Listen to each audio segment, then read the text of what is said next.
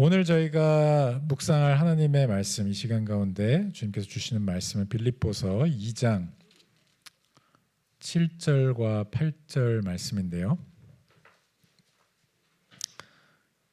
짧은 두 절이니까 한 목소리로 읽겠습니다. 빌립보서 2장 7절과 8절 6절까지 넣어서 읽겠습니다. 6절부터 8절 3절 읽겠습니다. 신약성경 319페이지입니다. 시작. 그는 근본 하나님의 본체시나 하나님과 동등됨을 취할 것으로 여기지 아니하시고 오히려 자기를 비워 종의 형체를 가지사 사람들과 같이 되셨고 사람의 모양으로 나타나사 자기를 낮추시고 죽기까지 복종하셨으니 곧 십자가에 죽으심이라. 아멘. 여러분들 갖고 계시는 이 소유리 문답 이 책자 27문입니다. 27문. 제가 문을 읽을 테니 답을 읽어주시기 바랍니다. 그리스도의 낮아지심이 어떠한가? 그리스도의 낮아지심은 곧 그의 강성하심인데 또한 비천한 지위에 나셔서 율법 아래 복종하시고 금생의 여러 가지 비참함과 하나님의 진노하심과 십자가에서 저주의 죽음을 받으시고 묻히셔서 얼마 동안 죽음의 권세 아래 거하신 것이다. 자, 이거를 가장 최신 번역본으로 다시 한번 보겠습니다. 이 앞에 스크린에 띄워주시고요. 네. 한 목소리로 제가 문을 읽을 테니까 답을 읽어주십시오. 그리스도의 낮아지심은 무엇입니까?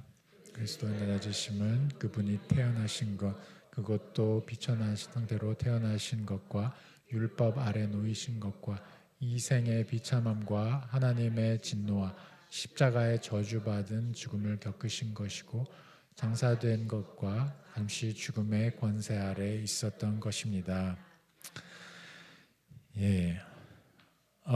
오늘은 우리가 자연스럽게 너무 많이 들어서 알고는 있지만 곰곰이 뜯어보면 굉장히 생소한 개념을 좀 다루려고 합니다. 세상에서는 위대함에 대해서 이야기할 때, 훌륭함에 대해서 이야기할 때 항상 올라가는 것을 말합니다. 하지만 우리에게 무척이나 생소한 개념은 위대함이 내려가는 것과 관련이 되는 겁니다. 그래서 하나님 나라에서의 위대함은 예수 그리스도의 낮아지심으로 정의가 됩니다. 왜냐하면 하나님의 아들이신 예수님께서는 우리를 구원하려고 우리에게 낮아지셨고 우리에게 낮아지셨을 뿐만 아니라 가장 비참한 모든 죄악의 심판과 모든 것을 다 뒤집어 쓰신 그 자리 가운데까지 죽음까지 낮아지셨기 때문입니다. 그래서 복음은 우리가 하나님께 대단한 능력이 갑자기 생겨서 올라가게 돼서 듣게 된 것이 아니고요. 원래 모든 것을 다 가지고 계시고 모든 영광과 모든 권세와 모든 존귀를 다 누리시는 하나님의 아들께서 우리 가운데 내려오신 겁니다. 이 점을 기억하시면서 오늘 이제 저희가 읽은 이 27문 사실은 짧은 하나의 문항을 오늘 갖고 왔지만 여기 안에 압축적으로 너무 많은 내용들이 굉장히 덴스하게 아주 촘촘하게 담겨 있습니다. 그래서 요거를 하나하나 쪼개서 그 답문을 하나하나 쪼개서 좀 들어가 보겠습니다. 일단 하나, 둘, 셋, 넷, 다섯 개로 쪼개집니다. 그래서 5개의 내용인데 그 5개 중에 첫 번째가 이제 비천한 지위에서 나신, 그러니까 태어나신 그 부분에 대해서 한번 보겠습니다. 갈라디아서 4장을 보시면 거기 4절에 예수님에 대해서 설명을 할 때 여자에게서 나셨다 이 이야기를 합니다. 그러니까 이 말은 여자의 후손으로 오셨다. 뭐 우리가 잘 아는 바와 같이 창세기 앞으로 올라가서 이 3장에서부터 얘기하는 이 복음의 첫 번째 메시지 아닙니까? 여자의 후손으로 오시는 분, 바로 여자에게서 나신 참된 인성을 갖고 계시는 그 분으로 우리에게 오신 예수님에 대해서 설명을 하고 있죠. 근데 여기 보시면 이제 그리스도의 낮아지심은 그분이 태어나신 것, 그것도 비천한 상태로 태어나신 것, 이렇게 이야기를 합니다. 그러니까 우리가 잘 알고 있는 이러한 비천한 상태, 뭐 예수 그리스도의 탄생의 그 스토리를 알고 계신 분들은 벌써 머릿속에 그려지는 그림이 있죠. 뭐죠? 이 마국간에서, 그렇죠? 말구유 가운데서 나신 굉장히 열악한 환경 가운데 무슨 으리으리한 궁정 같은 그런 호텔, 막 세븐스타급 온갖 화려한 시설을 갖춘 그런 방에서 태어나신 것이 아니고 정말 사람이 머무는 곳이라고도 여겨지지 않는 동물들을 위한 장소 가운데서 그렇게 태어나신 하나님의 아들에 대한 이야기가 담겨 있습니다. 그래서 이 아기는, 태어나신 아기는 그냥 뭐 단순한 아기가 아닙니다. 무한하신 분. 우리가 하나님의 속성에 대해서 이야기할 때 하나님은 무한하시다, 이 이야기를 많이 하는데, 그 무한하신 하나님의 아들께서 어린 아이가 되셨다는 것. 그러니까 사실 우리가 오늘 이 다루고 있는 이 주제 자체가 낮아지신 그리스도, 낮아지신 예수님이란 이 자체도 사실은 앞뒤가 안 맞는 역설적인 내용입니다. 그리스도는 모든 영광 가운데 모든 지위를 다 누리시는 분이기 때문에 낮아지심이 사실 들어갈 틈이 없는데, 이것도 마찬가지 얘기죠. 이 지금 예수 그리스도의 탄생을 다룬 이 이야기 가운데도 우리는 이해하기 어려운 정말 비천한 상태에서 태어나신 무한하신 분이 어린 나이라는 유한한 인간으로 오셨다, 이것 자체도 굉장히 역설적입니다. 근데 이것을 잘 표현한 이 말씀이 오늘 우리가 함께 읽은 빌립보서 2장 말씀인데요. 7절에 오히려 자기를 비워 종의 형체를 가지사 사람들과 같이 되셨다. 그 앞에 제가 한 절 더 보태서 읽은 이유는 이게 원래 하나님의 아들이 누리는 자리가 아니라는 겁니다. 그래서 2장 6절을 보시면 근본은 하나님의 본체, 하나님과 동등된 모든 영광과 존귀를 받으시는 분, 그런데 오히려 자기를 비워 종의 형체로 그렇게 가지신 분으로 오셨다. 이거를 이제 그 헬라어 표현, 이 비웠다는 표현을 이제 케노시스라고 얘기를 하는데, 뭐 복잡하게 막 여러 가지를 다루지는 않겠습니다만, 이거를 가지고 참 신학적인 여러 가지 논의들이, 그래서 여기서 또 여러 가지 이단들도 나오고 그럽니다. 근데 먼저 우리가 한 가지 알아야 되는 거, 이 자기를 비웠다라는 이 표현에서 이게 의미하지 않는 바가 뭔가를 먼저 좀 짚고 넘어가야 될 것 같아요. 그리스도께서 자신을 비우셨다는 이 말의 뜻이 하나님 되심을 포기하셨다는 그런 뜻이 아닙니다. 신성을 내려놓으셨다는 뜻이 아닙니다. 더 이상 하나님이 아니라는 뜻이 아닙니다. 왜냐하면 낮아지시는 분이 하나님의 본체 안에 계신 분이라고 표현을 하기 때문입니다. 아까 읽은 6절이죠. 그래서 자신을 비우시는 주체는 영원하신 하나님의 아들이시며, 하나님의 아들께서 낮아지심은 신성을 잃어버리는 게 아니고요, 오히려 자율적으로 주권적으로 친히 낮아지신 것입니다. 그래서 자율적으로 낮아지신, 아버지의 뜻에 순종하여서 자율적으로 낮아지신 것. 그래서 여기서 비우셨다는 표현이 실제로 말하는 것은 그 뒤에 오는 이 두 가지 표현이 잘 설명을 하고 있습니다. 종의 형체를 가지사 사람들과 같이 되셨다. 이 두 가지, 종의 형체를 가지사 사람들과 같이 되셨다. 그러니까 요게 지금 이야기하는 거. 종의 형체를 가졌다, 사람들과 같이 되셨다. 이게 산수로 표현하면 덧셈입니까, 뺄셈입니까? 더 빼, 이렇게 얼버무려서 얘기를 하시는데, 종의 형체를 가지사, 그렇죠? 사람들과 같이 되셨고, 이거는 뺄셈이 아니죠, 덧셈입니다. 그러니까 자신을 비우는 예수 그리스도의 이거는 신성을, 하나님 되심을 덜어내신 것이 아니라 인성을 가지심으로 종의 형태로 오신 것, 그거를 비우심이라고 크노시스라고 표현을 한 겁니다. 이 비우심은 이 우리가 소위 성육신이라고 하는 것의 핵심입니다. 하나님의 아들께서 한없이 자기를 낮추신 것, 구원을 위해서 우리를 구원하시기 위한 그 목적을 가지고 가장 낮은 자리 가운데 거하신 겁니다.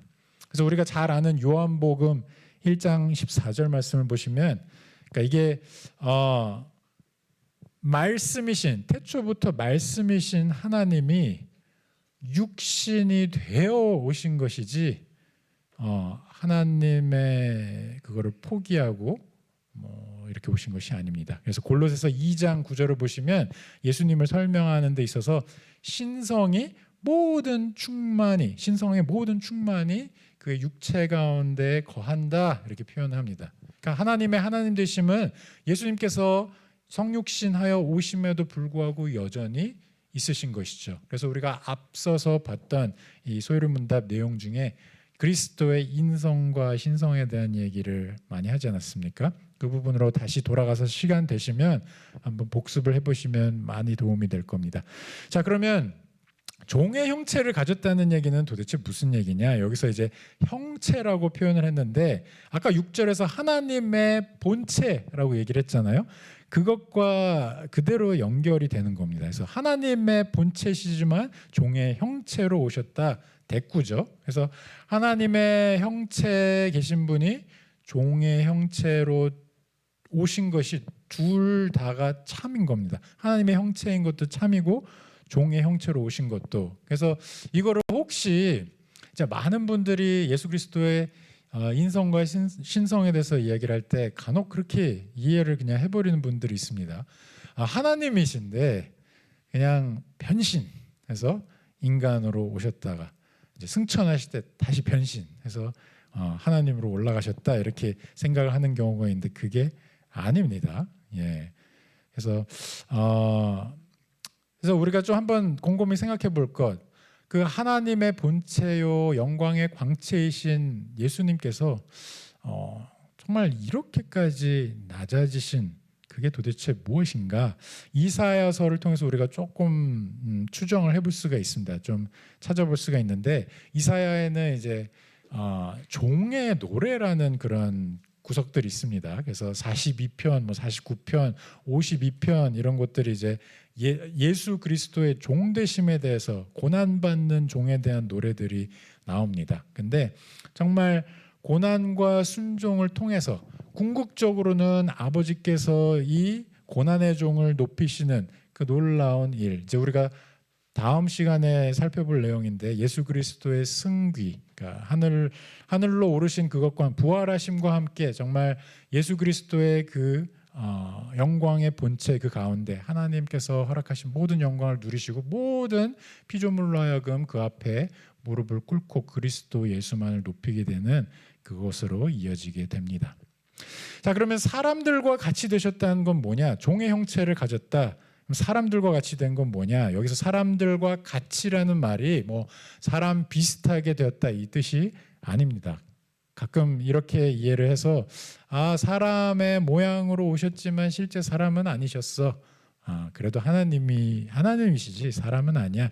이렇게 말씀하신 분들도 있는데 그 뜻은 아닙니다. 그래서 바울이 이야기하는 바는 참 사람으로 오셨다는 표현을 이렇게 하고 있는 겁니다. 사람과 같이 되셨다.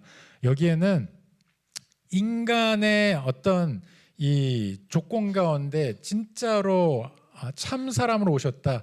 우리의 대표가 될 수 있는, 우리와 연대할 수 있는 진정한 사람으로 오셨다 하는 이 측면이 한 가지가 있고요. 그 다음에 사람들과 같이 되셨다라는 이 표현에서 우리가 또 한 가지 찾을 수 있는 것은 우리와 모든 면에서 같지만 죄는 없으신, 그러니까 여전히 우리와는 구별이 있는 그러한 부분 또한 우리가 볼 수 있죠. 그래서 로마서 8장 3절을 보시면 여기에도 이제 죄 있는 육신의 모양으로 오셨다. 이것도 역시나 육신이지만 죄 아래 놓여 있는 그런 존재가 아닌 것으로 예수님을 구별해서 표현하는 겁니다. 그래서 우리와 연대가 있지만 우리의 대표로 두 번째 아담, 마지막 아담으로 오시는 참 사람이시지만 죄에서 완전히 자유로운, 죄를 지으신 적이 없는 무죄한 사람으로 오셨다는 것을 의미합니다. 그래야만 저와 여러분들을 위한 흠없는 어린 양으로서 속죄 제물이 되셔서 우리의 구원을 이루실 수 있기 때문입니다. 자, 오늘 이 우리가 읽은 소율의 문답에서 또 한 가지 강조를 하고 있는 부분은 율법 아래 나셨다는 것입니다. 율법 아래. 그러니까 율법 아래라는 것이 표현한 것은 어떤 법적인 상태, 이것을 표현하는 건데 한번 생각을 해보시죠. 예수님은 율법을 제정하시는 분이면 제정하시는 분이시지, 주시는 분이면 주시는 분이시지, 왜 율법 아래 나십니까? 이상하지 않으세요? 분명히 뭐 요즘 표현을 쓰자면 이제 국회의원들이 하는 게 뭐라 그러죠? 입법을 한다 그러죠. 법을 만드는 분이니까. 입법자이신 예수님께서 왜 그 아래 나셨다는 이 표현을 여기 쓰고 있는 걸까요? 왜냐하면 우리를 속량하기 위해서는 예수님께서는 자발적으로 정말 참 사람으로 우리와 똑같은 모든 상황 가운데 들어오셔야 하기 때문에 율법 아래 들어오신 겁니다. 여기에는 굉장히 특별한 의미가 있습니다.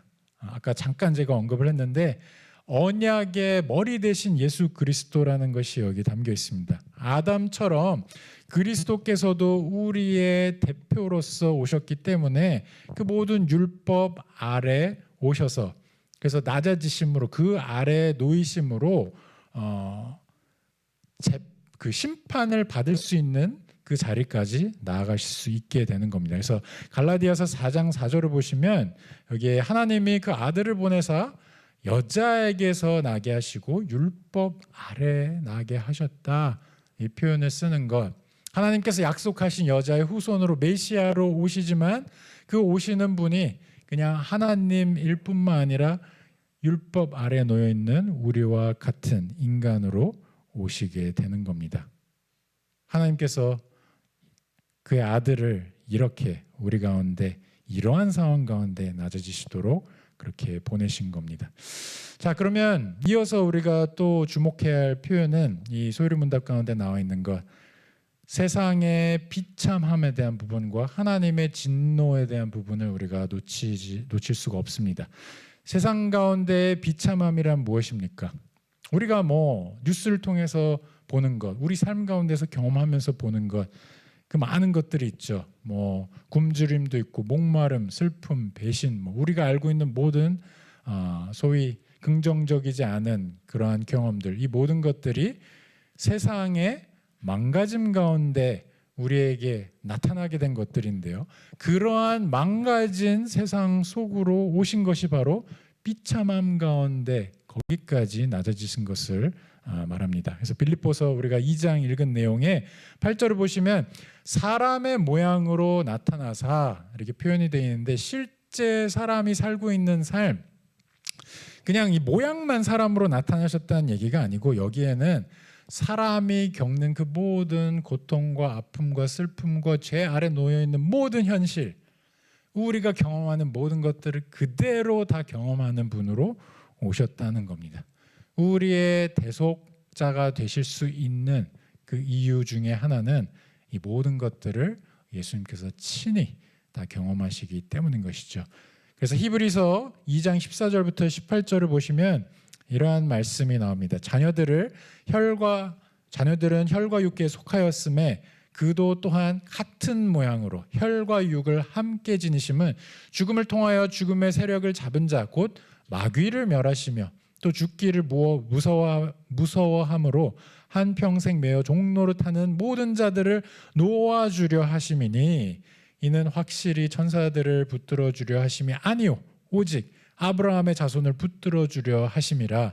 그러므로 그가 범사의 형제들과 같이 되심이 마땅하도다. 이는 하나님의 일에 자비하시고 신실한 대제사장이 되어 백성의 죄를 속량하려 하심이라. 그가 시험을 받아 고난을 당하셨은즉 시험 받는 자들을 능히 도우실 수 있느니라.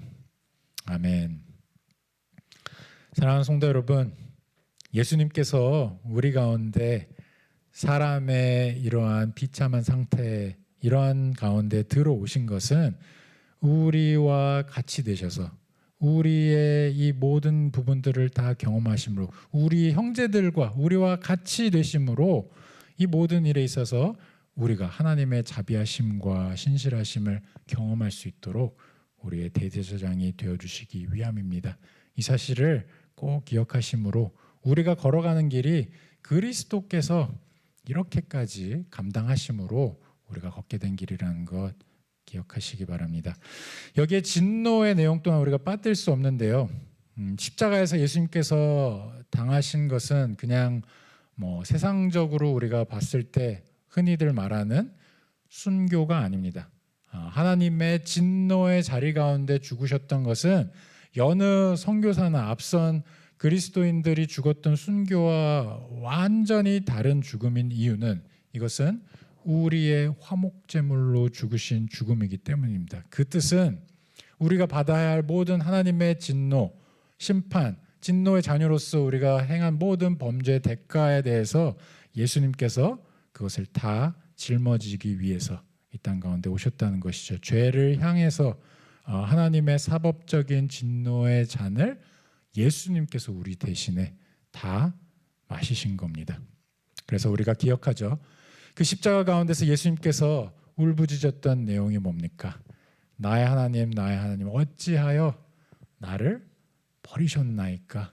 그 버려지는 그 자리, 그게 우리의 자리인데 우리를 밀어내고 예수님께서 거기에 거하셨던 겁니다.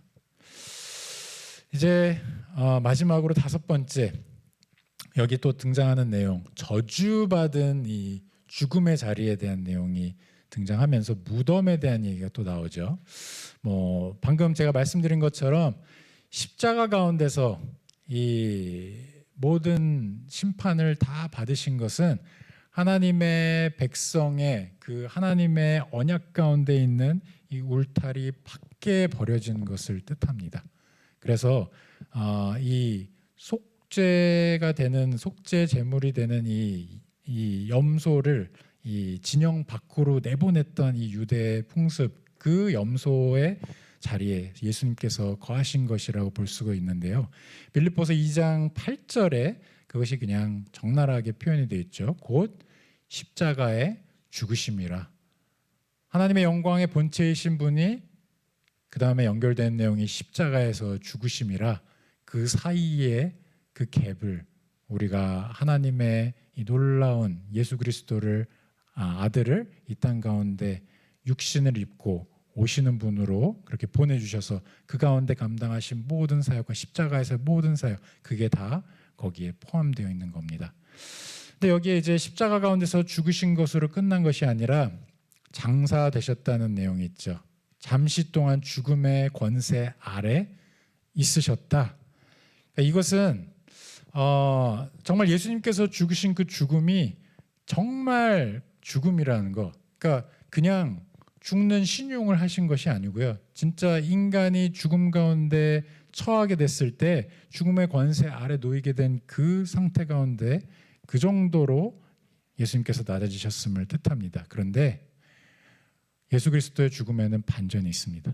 우리의 죽음은 죄와 사망의 권세 아래 우리가 완전히 매몰되는 것을 뜻하나, 인간의 죽음은 그렇지만 예수 그리스도의 죽음은 그 가운데 잠시 거하셨지만 거기에 의해서 매몰된 것이 아니라 그것을 다 이기시고, 죽음도 예수 그리스도의 생명을 앗아갈 수 없는, 예수 그리스도의 권세를 누릴 수 없는 하나님의 아들로서의 그 권세를 다 드러내시며 이 모든 것들 위해 부활하심으로 우리에게 그 죽음의 종지부를 짓게 하신 겁니다. 우리는 그 놀라운 승리를 부여받은 자들인 것이죠. 장사되었다는 것, 이것은 한동안 죽음 아래 있었지만 그 뒤에 올 영광이 있다는 것을 또한 이야기하는 것이기도 합니다. 우리가 이 복음서를 통해서 확인하는 것들이 있습니다. 그 중에 하나가 예수 그리스도께서 참 성전으로 오셨다는 것인데, 이 성전을 허물라 3일 만에 내가 이것을 다시 짓겠다라고 말씀하신 예수 그리스도의 그 말씀 가운데는 이렇게 비참한 죽음 가운데 처하셔야만 그 뒤에 그리스도 예수를 일으키심으로 하나님의 영광을 드러내시고 그의 자녀들까지 그 영광 가운데 초대하시는 하나님의 놀라운 계획이 있는 겁니다. 그래서 사도 베드로가 예수 그리스도의 죽음에 대한 그러한 이야기를 하실 때 그것을 막아서려고 했을 때 그때 예수님께서 사탄아 그렇게 말씀하시면서 이 베드로가 하는 일이 하나님의 나라의 계획에 반하는 내용임을 그렇게 언급하는 이유도 여기 있는 것입니다. 사랑하는 성도 여러분, 하나님의 아들이신 예수님께서 우리를 위해서 여기까지 낮아지셨다면 저와 여러분들은 어떤 상황에 있든지 하나님께서 우리를 끝까지 포기하지 않으시고 붙드신다는 뜻입니다. 이 정도까지 낮아지신 예수님의 이 사역이 있었다는 것은요, 어떠한 우리의 모습이 있더라도 이보다 더 낮은 모습은 없거든요.